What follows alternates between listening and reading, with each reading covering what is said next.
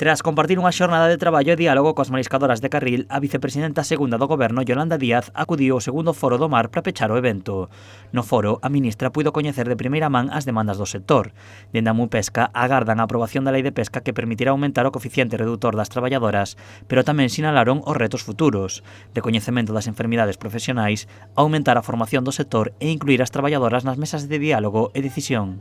Las bajas comunes de nuestros colectivos en contraposición con las bajas profesionales y la alta incidencia de ciertas enfermedades que se repiten hasta el infinito en las comunes, como son infecciones de orina para las mariscadoras, problemas lumbares y posicionales, enfermedades reumáticas en todas las profesionales del sector, cánceres de piel por la continuada exposición al sol. A ministra de Traballo mostrou o seu apoio ao sector, asegurando que loitará polo recoñecemento das enfermidades profesionais e comprometéndose a tratar o tema da formación na primeira mesa de diálogo do sector na que invita a participar a Rita Míguez. Sí, van de chamar porque imos emprender unha principal tarefa na formación neste sector, é clave. E o compromiso, son unha muller de palabra, vaise facer. Por tanto, se poñerán en contacto con vos e emprenderemos unha tarefa colectiva para que avancemos na vosa imprescindible formación. Dende UTA destacaron a importancia de realizar eventos como o Foro do Mar para que o sector poida contactar directamente cos representantes das diferentes institucións ou administracións.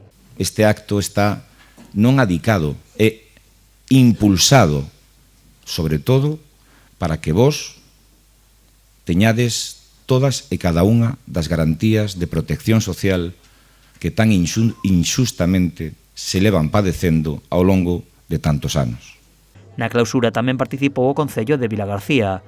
O alcalde destacou a importancia das mariscadoras para a vila e para o sustento de moitas familias. Os que somos daqui, os que somos de mar, os que temos veciños e veciñas que viven desto, sabemos que moitas desas mulleres, moitas as que estades aquí, pois baixo os vosos lomos, baixo o sudor, baixo o frío, baixo a choiva, baixo a dureza do mar, pois sostivéchedes as economías de moitas familias da nosa terra.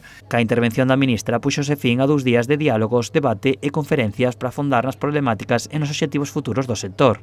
Agora é a quenda do comezo das mesas de diálogo e da implicación dos partidos políticos para garantir as melloras que reclaman as traballadoras do mar.